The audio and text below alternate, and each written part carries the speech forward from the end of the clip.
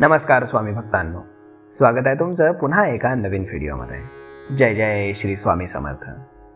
स्वामी भक्तांनो, आज आपण पाहतोय एक खरा अनुभव, सत्य अनुभव, जो स्वामींचा एका डॉक्टरांना आलेला आहे.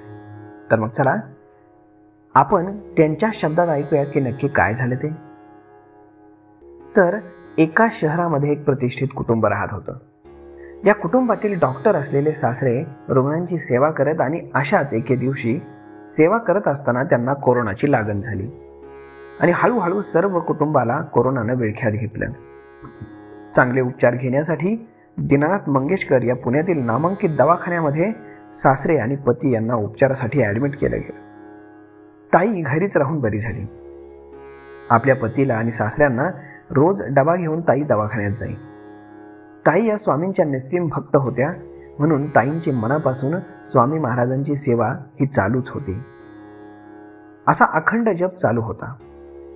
रात्री मानसपूजा करून त्या महाराजांसोबत चला असं म्हणून दवाखान्यात जायच्या.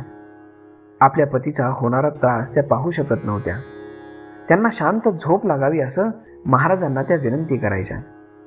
ताईंचा हा रोजचा दिनक्रम सुरूच होता. त्यांची सेवा फळाला आली आणि पती आणि सासरे कोरोना मुक्त होऊन घरी आले.